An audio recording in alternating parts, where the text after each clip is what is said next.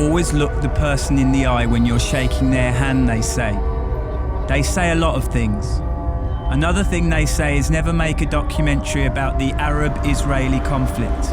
However you make it, people from all sides will say it's biased. Well, we made one. It's fine, we thought. It's about music. But the situation here seeps into every part of daily life. We're here to take the temperature of the rap scene in what is perhaps a surprisingly diverse piece of land. Arabs, Jews, Christians, and none of the above.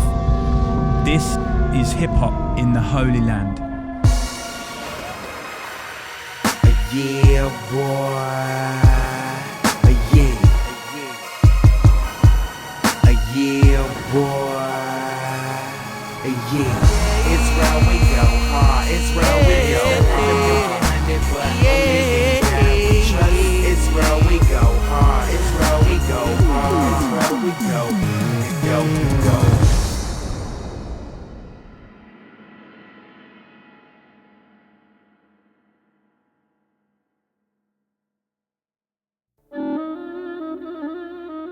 Lod is an unremarkable small town close to Israel's main airport. To be honest, it's mainly known for crime and drug problems. The town's large Arabic-speaking community call it Lid.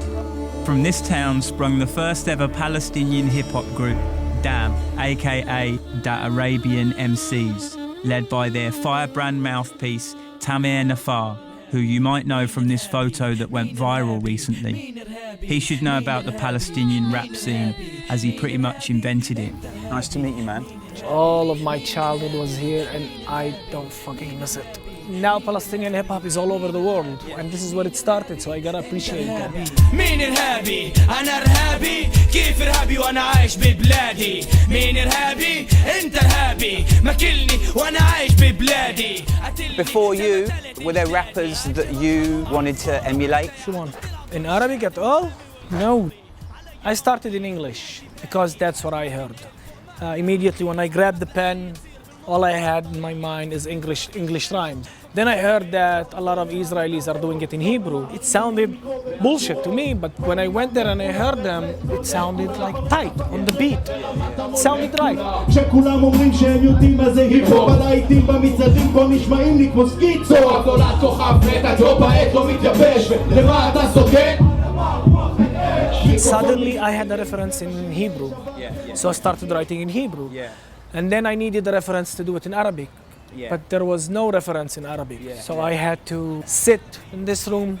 But you know how many songs I threw to the garbage because the flow didn't sound right, the metaphors didn't sound right, the language didn't. It sounded like it's subtitled. And it just took me a while till I grabbed that one song and I felt that that was the song and I went out with it. حلمك انقل فوق معنا آلية حلمك لآلية تصير بالمقابر أخطرية ديمقراطية والله انكم ناسية من كثر ما اغتصبتوا النفس العربية. In a way, when you go to the studio, you cannot cancel your geography. And my geography is here.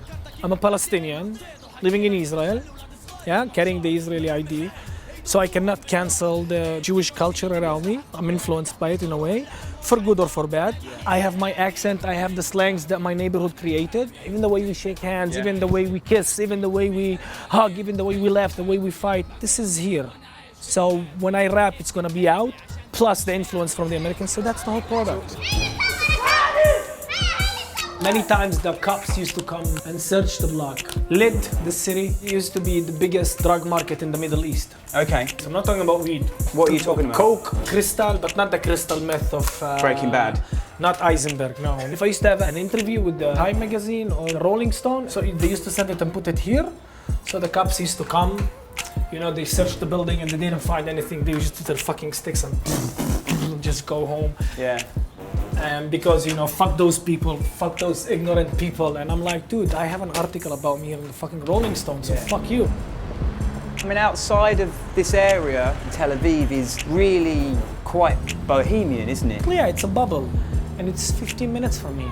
They don't know nothing about what is happening 15 minutes away from them. For people who pay taxes like them. Vote like them in a way. And we say it in our songs that Israel is a democracy. It's a democracy for Jews, but it is not democratic for Arabs. Yeah. And it's a democracy for Jews, but it's a Zionist for Arabs. זוהי עונת ציד, הטרף הוא עוד בית של יונה המנסה לשרוד תחת שלטון העית.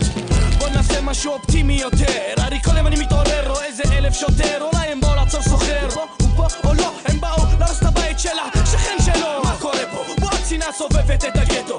So often rap music is born on the fringes of society. It's the voice of the repressed and the marginalized. It originated here in the United States and it has caught on as a means of protest across the world. You know, the CNN thing that you did, I thought it was interesting that the woman that came after you, since she said, well, actually, even though they're saying all kinds of stuff, that you're using it as a platform to communicate. Rather than being violent, you mean? Yeah. The most important thing about them is they reflect the attempt to create a different way of expressing your anger. They're not using Molotov cocktails. They're not donning suicide vests.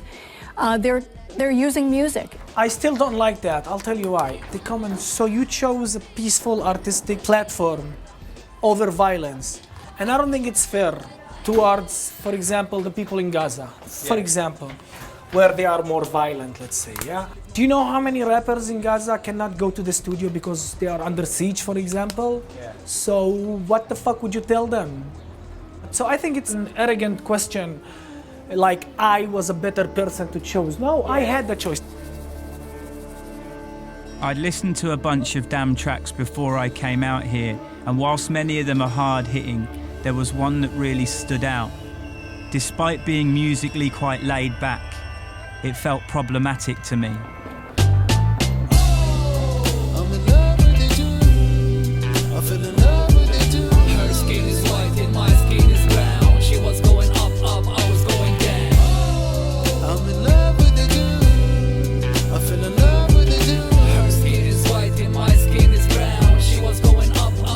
I fell in love with a Jew. Is it sarcasm? What was it? The song Mama, I Fell in Love with the Jew wasn't that provocative in my society. That doesn't mean it isn't for us. It's a sarcastic song. Yeah. It's a made-up story. Because everyone's talking about how come the Jews and the Arabs don't get along, they should coexist. And the whole message of the song is we cannot coexist unless when one side is existent. The Palestinians, they don't exist. We don't have our country yet, we don't have our land, we don't have our apology, we don't have this, we don't have this. Yeah. So we don't exist. So it's like asking us to coexist when we don't exist.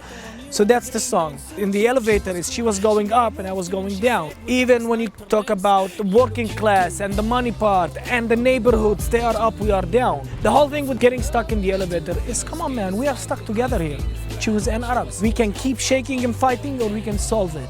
Let's solve it, so that's where we fall in love together. I had to make a move soon, looks better on you. The green don't suit you. She was cool, she made a move too. She said without the sniper lens, you look cute too. There's different kinds of Palestinians, there's different kind of Jews, right? There's Jews that support your cause, that come to your shows. They are right? really a minority, man.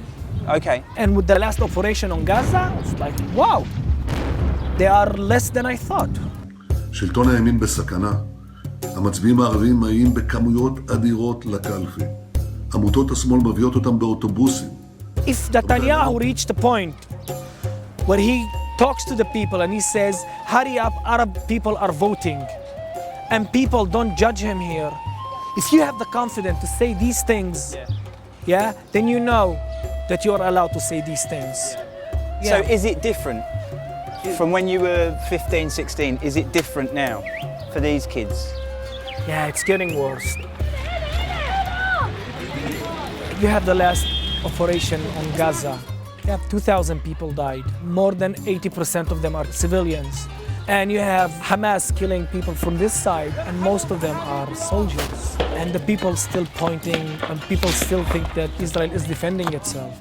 We are talking about the days where while we talk, you have settlements being built, and Palestinians are being kicked out, and the people still think that Israel is defending itself. Today, I'm in an important festival that I was one of its producers. It's called Stop the Demolitions in Dahmash. Assalamu alaikum, Dahmash! Whilst we were there was a festival that Tamir had organised in solidarity with a nearby village called Damash that had been threatened with demolition. He performed alongside various Jewish and Arab MCs, and it was clearly a subject that he was extremely passionate about. Officially, it's in Israel. You know how many Palestinians in Israel that was here, born here before Israel, and now they are living in an unrecognized village. And when I talk about unrecognized village, I'm talking there is no electricity, there is no water, and they were here before Israel, and Israel says they don't have the right to exist. Yes, the Jews were hunted all around the world, man.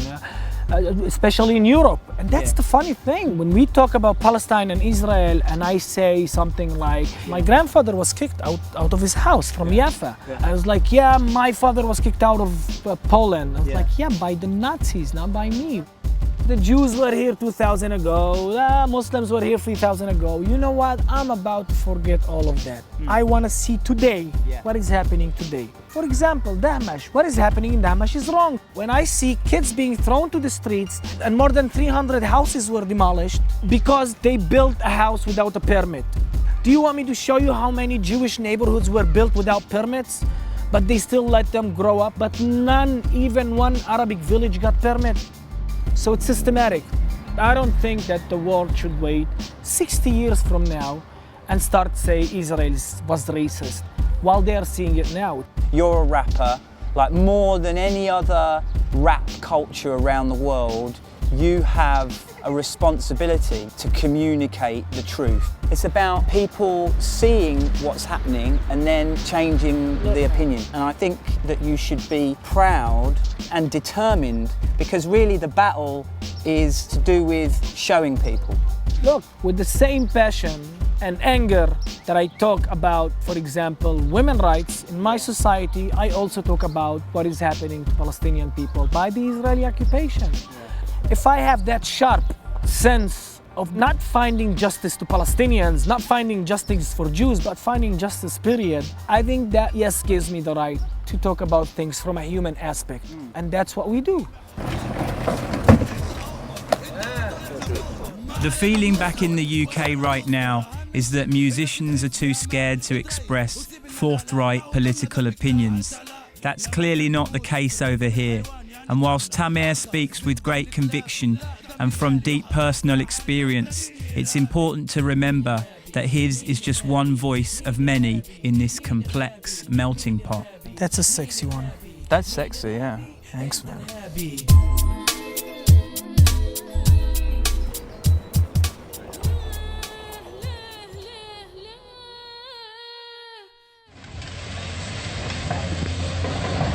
Exactly a month ago, I was standing on a stage talking about the 16 houses they are going to demolish in Dahmash.